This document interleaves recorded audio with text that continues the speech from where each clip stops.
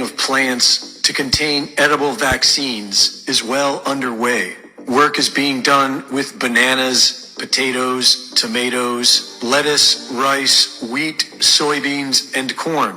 Companies like Medicago are using gene editing to turn plants into mini bioreactors. Medicago's manufacturing facility looks like a nursery, but inside these plants, they're growing a new kind of vaccine. The technology is called a virus-like particle. At Medicago, we use a careful step-by-step process to develop vaccines, using our plants as mini bioreactors. We start with the gene sequence or code of a virus. We then use our technology to synthesize the virus code into a real biological product. The code contains genetic instructions that our plants can read, and we insert it into bacteria called Agrobacterium tumefaciens. We submerge the plants in a bath with the bacteria that carries the information into the plant cells. And using a vacuum, we suck out the air between the plant cells and replace it with the liquid. The plants absorb it like a sponge.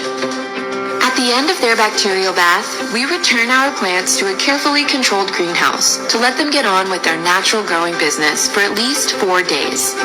Now the plants will start producing the most important ingredient of our vaccines, virus-like particles. Gene editing is now officially in our meat industry. Lobbyists for the cattlemen and pork associations in several states have confirmed that they will be using the mRNA COVID vaccines on their livestock. Attorney Tom Renz has been warning that there is no law requiring anyone to give informed consent for vaccine food. There are no laws requiring anyone to tell you the food you are buying has been vaxxed with the spike protein clot shot. The UK recently passed into law the Genetic Technology Precision Breeding Bill. The bill amends the Environmental Protection Act of 1990 to exclude references to precision-bred organisms so far as they relate to marketing. Precision-bred organism is another term for gene-edited. So now in the UK, food that's been gene-edited can be legally marketed as non-GMO. And if this UK gene-edited meat makes its way to America, it can be labeled non-GMO here as well.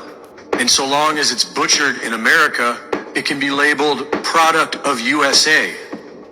The fake alternative meat being pushed by Bill Gates and others is made of immortal cell lines. In other words, cancerous tumor cells. Real meat is... Barakatah Yahweh, Barakatah Yahushai, Barakatah Yahweh, Bahasham Yahushai, Bahasham Rakakwadash.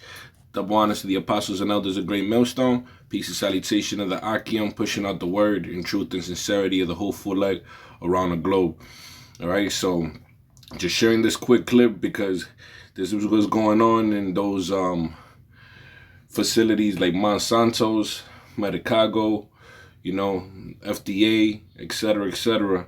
And of course, we probably get banned and this gets flagged and so-called false information.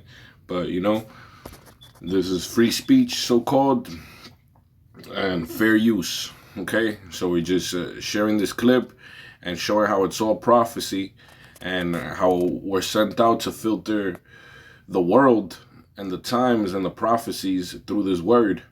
Ezekiel 4:13 reads, "And the Lord said, even thus shall the children of Israel eat their defiled bread among the Gentiles, whither I will drive them." Okay? So wherever we're sent to, wherever we're scattered to in all four corners of the earth, we're going to be affected. All right? These are curses. These are plagues. We're eating our bread defiled.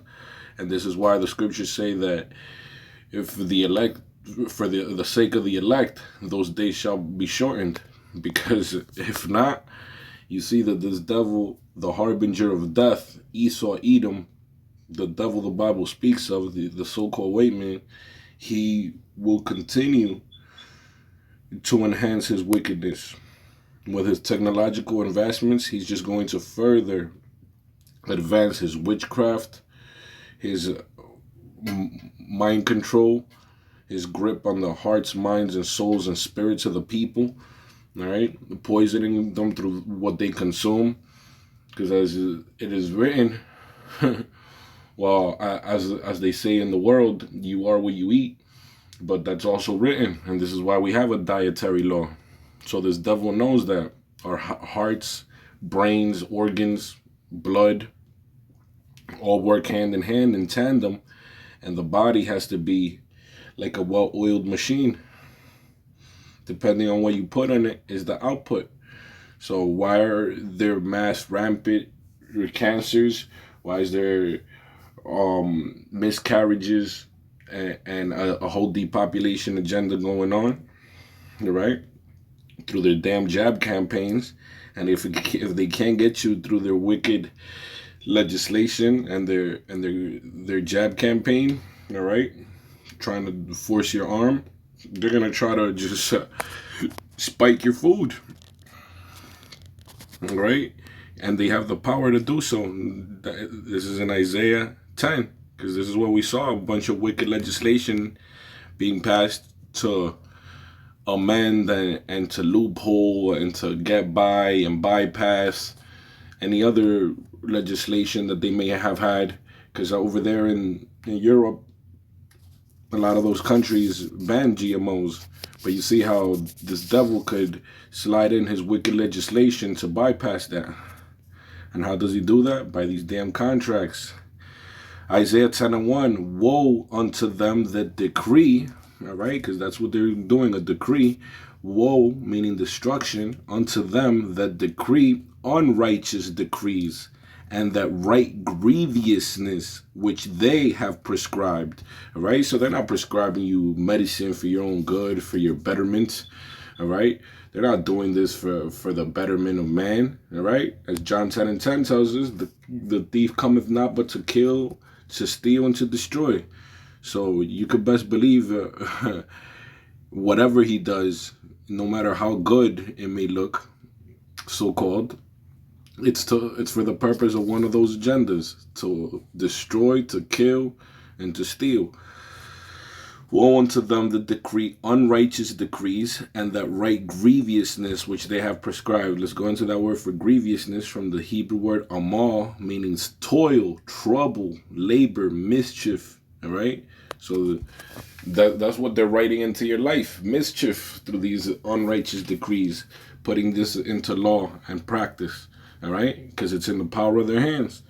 And then when you consume this and you get sick violently, when you get hurt, all right, like the injury for the jabs that they try to underreport, okay, is because of grievousness which they have prescribed. All right, to turn aside the needy from judgment. All right, that's why they made the word judgment a bad word in this society, to have us completely lawless and free of judgment. Turn aside the needy from judgment. Why are the needy turned aside from judgment? Because we're forsaken. We're under curses right now. All right, but if we had judgment, if we had our law, statutes, and commandments, if we had a sound mind, if we had our houses built on the foundation of Yahweh Hashem, Yahushua, and the Holy Scriptures, if it was built on solid rock, okay, we wouldn't be turned away from judgment. And we wouldn't have lost our right, and to take away the right from the poor, all right? Because our right is our sovereignty.